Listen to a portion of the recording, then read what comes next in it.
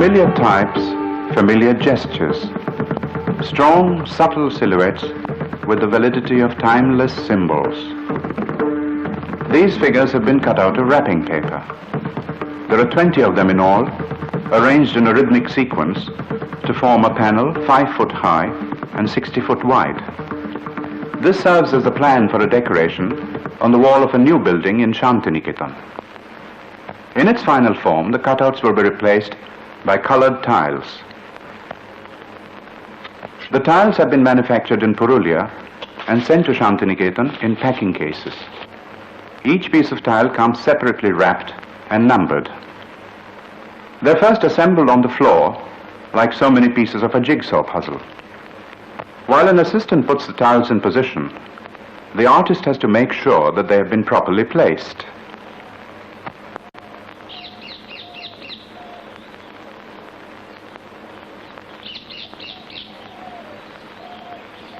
Vinod Bihari Mukherjee, who conceived the mural and cut out the figures, has been blind in one eye from birth. The other eye, which was severely myopic, he lost 15 years ago at the age of 53.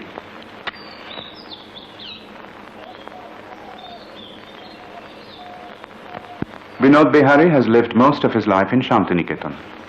He was away for a period of 10 years, but came back in 1958 as a member of the faculty teaching the theory of art.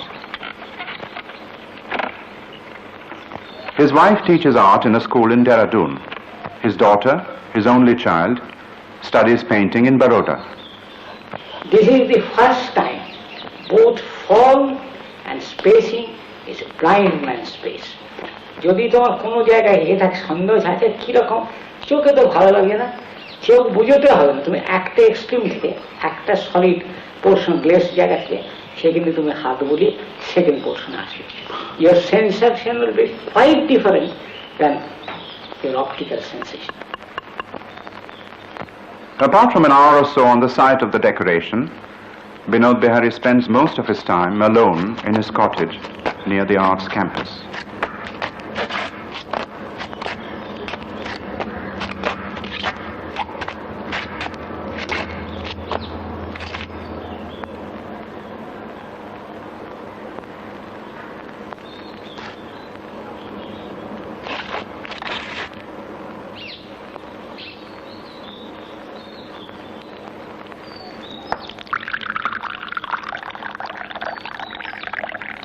The flask contains raw tea, his favorite drink, and has to be replenished from time to time by his maidservant.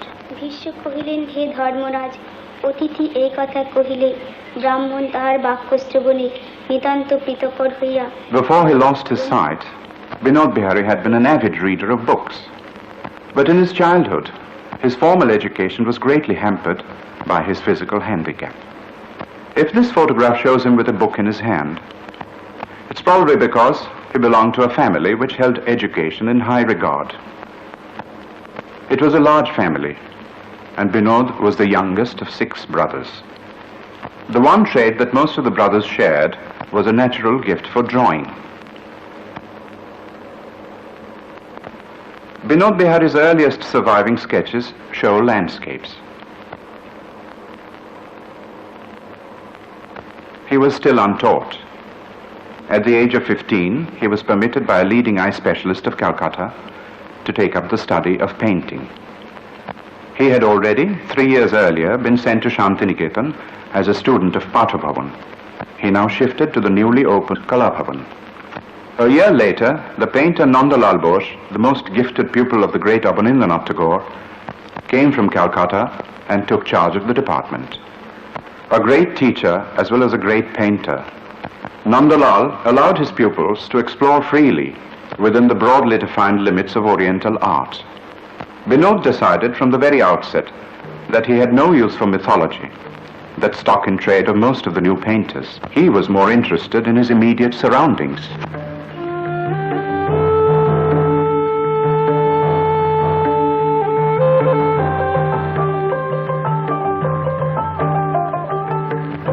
The starkly beautiful countryside around Shantiniketan, its flora and its fauna, and the sturdy life of the Santals in the villages All these found expression in the sketches and paintings of Binod Bihari's early period.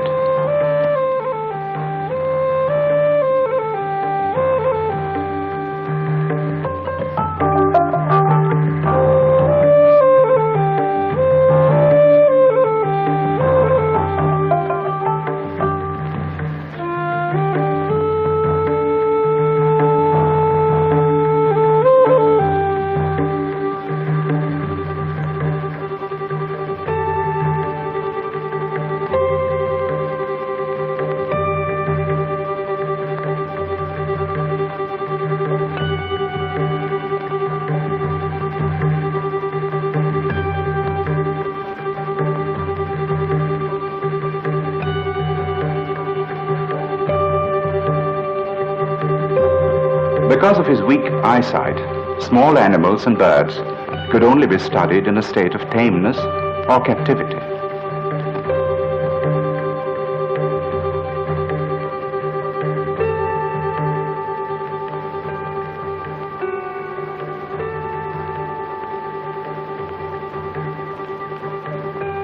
If some of his earliest paintings showed an influence of Nandalal Bose, there were others which already revealed a marked individuality.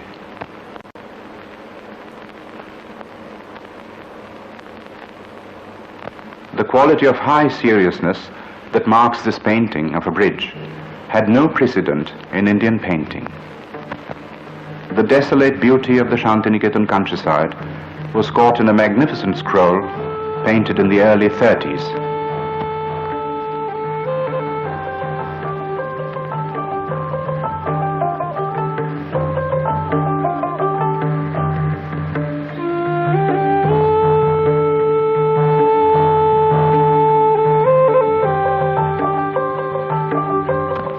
There was no doubt that a painter of striking originality had appeared on the Indian scene. A painter with a deeply introspective, analytical turn of mind, aware of tradition, responsive to environment, and with sympathies extending beyond the limits of Oriental art. In 1937, while he was on the teaching staff at Shantiniketan, Binod Bihari visited Japan. He had developed a keen interest in certain aspects of Japanese art, in the intellectual discipline and subtlety of a painter like Sotatsu, for instance, or in the telling use of the Japanese brush in a painter like Toba Sojo of the 12th century.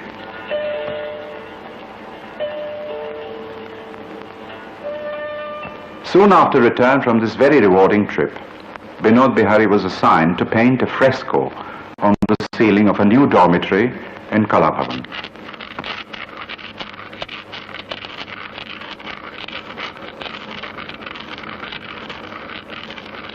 A painstaking process involving the use of earth colors and a highly controlled technique, fresco painting had been taken up enthusiastically by Nandalal and his students.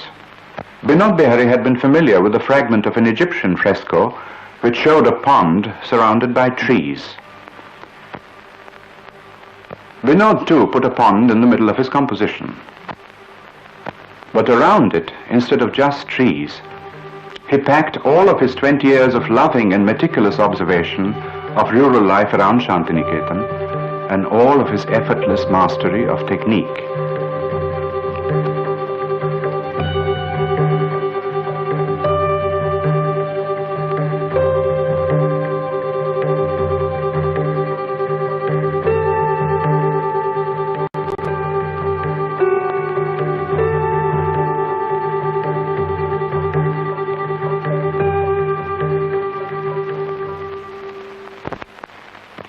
A second fresco came 2 years later in the building known as China Bhavan.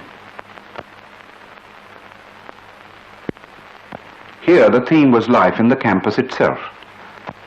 Instead of the free-flowing lyricism of the ceiling fresco, we have here a more austere composition in vertical segments.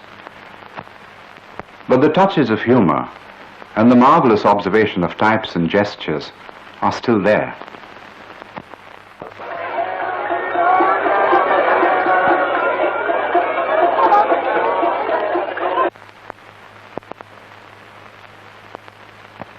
Among the most striking works of this middle period are some paintings and sketches done after a short trip to Benares.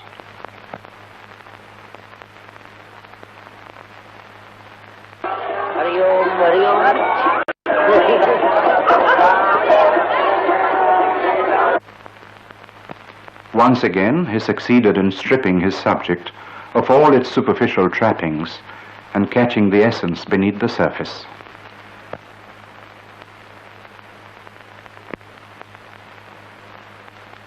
Binod Bihari was now 40 and at the height of his powers. He had persistently refused to let his creative urge be stifled by his impaired vision, and in Shantiniketan one had got used to the sight of him hunched over his painting, brush poised over paper for that sensitive precision of stroke that would set the seal of distinction upon it.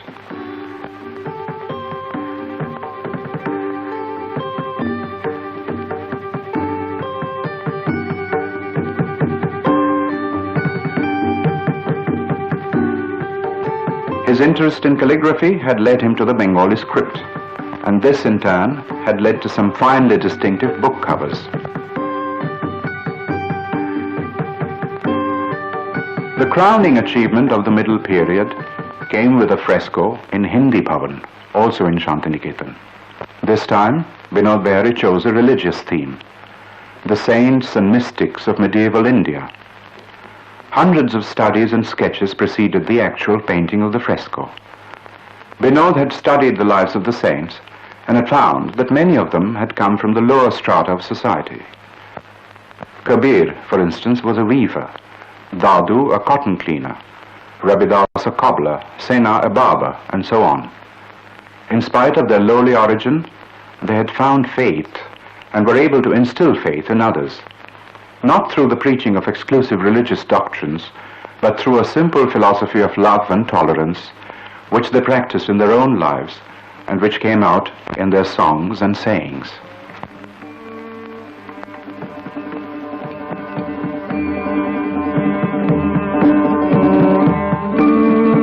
The only example of a truly epic conception in 20th century Indian art, the fresco occupies 3 walls of the central hall.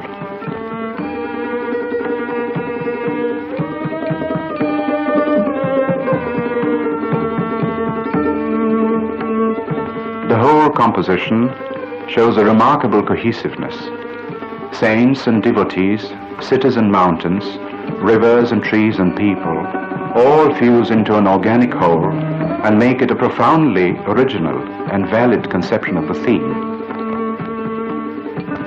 There are resonances of other styles and other periods, but all the influences have been assimilated into a synthesis that bears the unmistakable hallmark of Binod Bihari Mukherjee.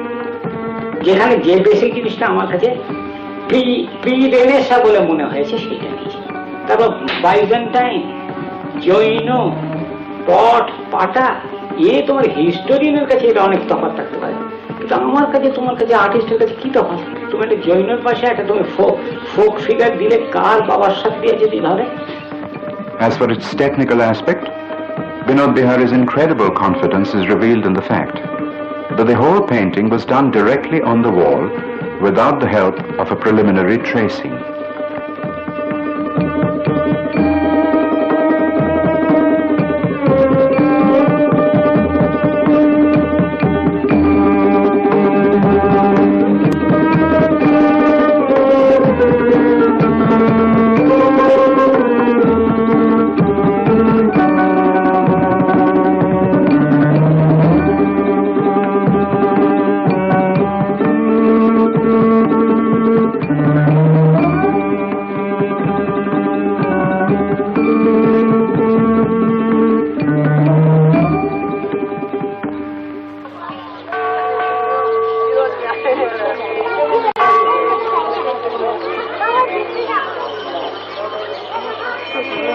In 1949, Binod Bihari left Shantiniketan for Nepal, where he had been offered the job of curatorship of the National Museum at Kathmandu. The novelty and richness of the scene had an immediate impact, and the place and the people were caught in a profusion of sketches and paintings.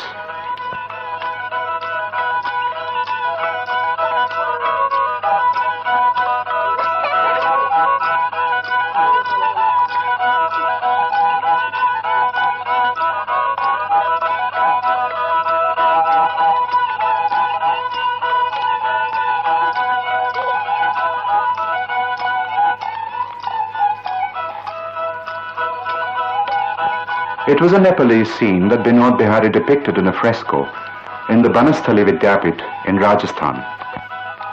While in Nepal, the conviction had grown in Binod Bihari that the conventional distinction between fine arts and handicrafts was not a valid one, and that teaching methods today should be modified to take this into account.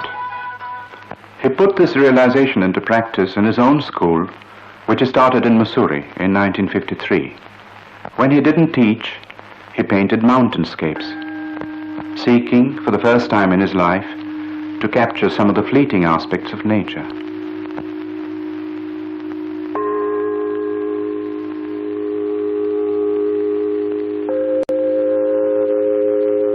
These were the last things he painted before, in 1957, soon after an operation for cataract, he lost his sight forever.